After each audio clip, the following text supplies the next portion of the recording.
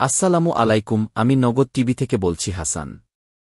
ভিডিওটি শুরু করার আগে সবাইকে অনুরোধ করছি, একটা লাইক দিন, চ্যানেলটি সাবস্ক্রাইব করুন, আর কমেন্ট করে জানান আপনি কোনো অপারেটর ব্যবহার করেন।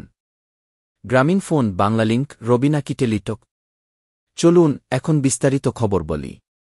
দেশের টেলিকম বাজারে এখন বড় আলোচনার বিষয়। কল রেট ও ইন্টারনেটের দাম কি এবার সত্যিই কমতে চলেছে? বছরের পর বছর ধরে আমরা যারা মোবাইল ব্যবহার করি, তারা একটা বিষয় প্রায় সবাই লক্ষ্য করেছি, দাম যেমন বাড়ে কিন্তু কমে না। গ্রামীণফোন, বাংলালিংক আর রবি, এই তিন অপারেটর অনেক বছর ধরেই বাজারে আধিপত্য ধরে রেখেছে। অনেকে বলেন একটা সিন্ডিকেট তৈরি হয়েছে, যেখানে দামের দিক থেকে, অফারের দিক থেকে তাদের মধ্যে এক ধরনের বোঝাপড়া থাকে। ফলাফল, ভুক্তভোগী সাধারণ ব্যবহারকারী।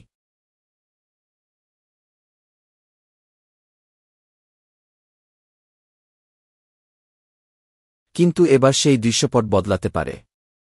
সরকারি মোবাইল অপারেটর টেলিটক নেমেছে নতুন পরিকল্পনা নিয়ে। দেশীয় এই ব্র্যান্ড এবার বলছে, আমরা দিচ্ছি আরও সস্তা ইন্টারনেট, কম কল রেট আর উন্নত সেবা।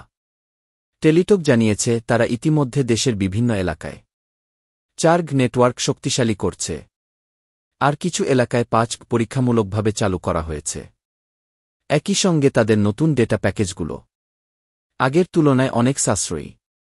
বিশেষজ্ঞরা বলছেন, যদি টেলিটক সত্যি এই সেবা মান বজায় রাখতে পারে, তাহলে গ্রামীণফোন, বাংলালিংক ও রবির মতো বেসরকারি অপারেটরগুলো বাধ্য হবে দাম কমাতে ও সেবার মান উন্নত করতে।